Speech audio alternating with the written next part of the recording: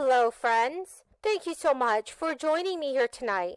I hope that all of you had a wonderful and blessed Saturday.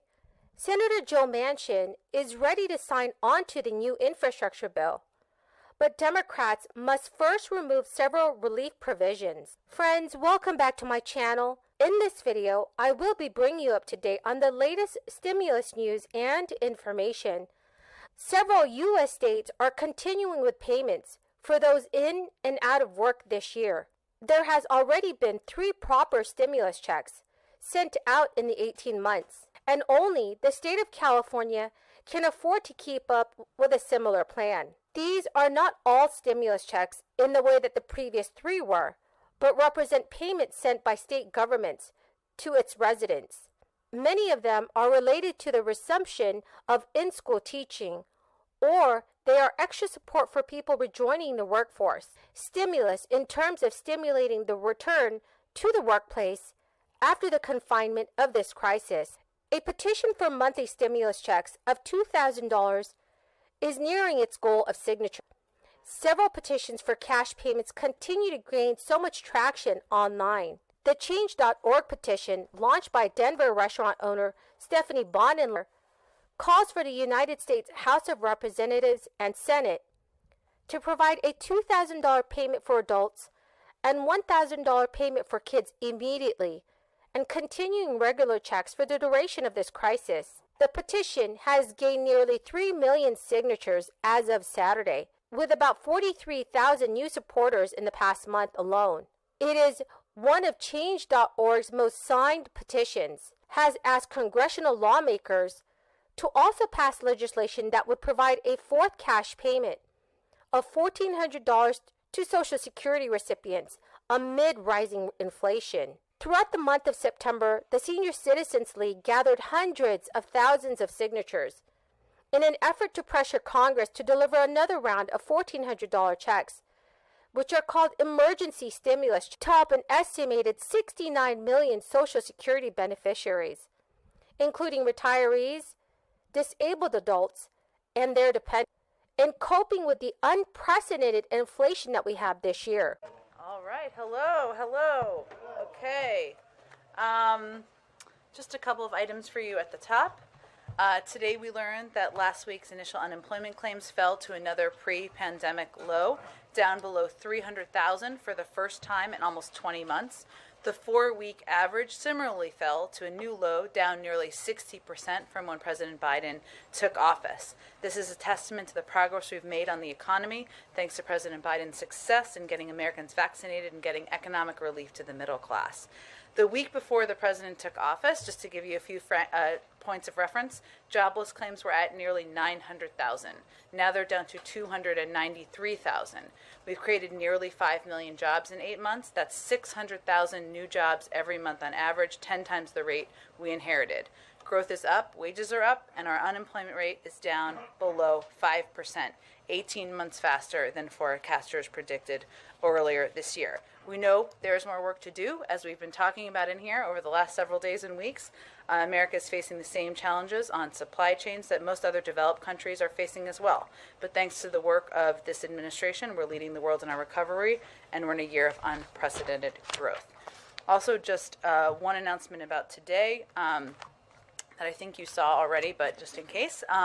Today, during President Biden's meeting with President Kenyatta of Kenya, he announced a historic one-time donation of over 17 million doses of Johnson & Johnson vaccine to the African Union, on top of the 50 million doses we have already donated to the African Union. This donation complements the African Union's own groundbreaking regional procurement of J&J, Johnson & Johnson, via the African Vaccine Acquisition Trust.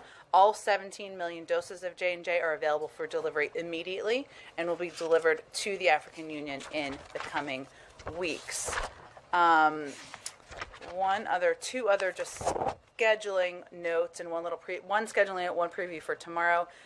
President Biden, I think you may have seen this, but just in case, is honored to be speaking this Saturday at the 40th Annual National Police Officers Memorial Service, which recognizes the 491 members of law enforcement who lost their lives in the line of duty in 2019 and 2020.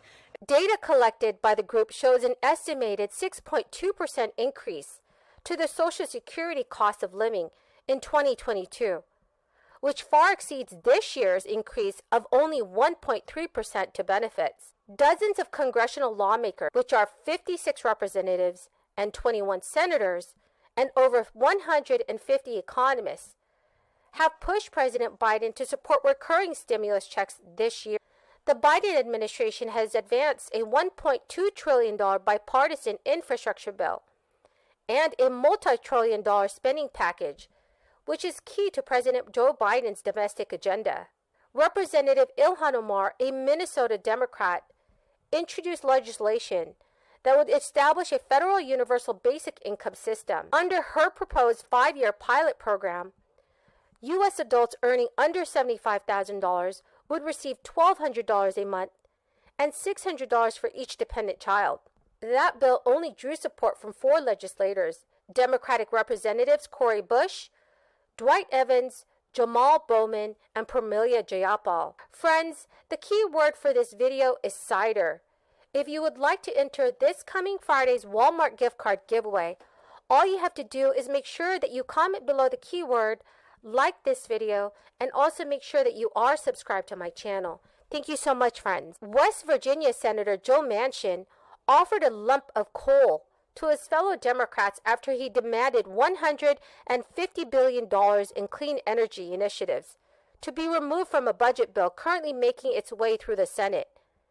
Joe Manchin has already expressed cost reservations about the $3.5 trillion budget package currently pending in the Senate. The $150 billion earmarked for climate initiatives would be used to convert coal and gas-fired plants to ones that operate with cleaner tech like wind, nuclear, and solar. Manchin has also made it known that he is opposed to a provision in the bill known as the Clean Electricity Performance Program, which rewards utilities that up their clean energy supply. Former U.S. Labor Secretary said in a Twitter post, "Joe Manchin is trying to kill legislation to replace coal-fired power plants with clean energy. I'm shocked, absolutely shocked." Manchin's posture threatens to blow up the giant budget deal. With a 50-50 Senate, President Biden cannot lose a single vote for any piece of legislation. The bill is making use of the budget reconciliation process to skirt the ability of Republicans to mount a filibuster. Joe Manchin is one of 2 Democratic senators, along with Senator Kristen Sinema, who have vowed not to support the reconciliation bill at its current top line, which is a stance that has drawn open criticism from other members of Congress. Progressives have repeatedly taken aim at the centrist, with Bernie Sanders, the chairman of the Senate Budget Committee, recently tweeting, "2 senators cannot be allowed to defeat what 48 senators and 210 House members want." So friends, do you agree with Senator Sanders?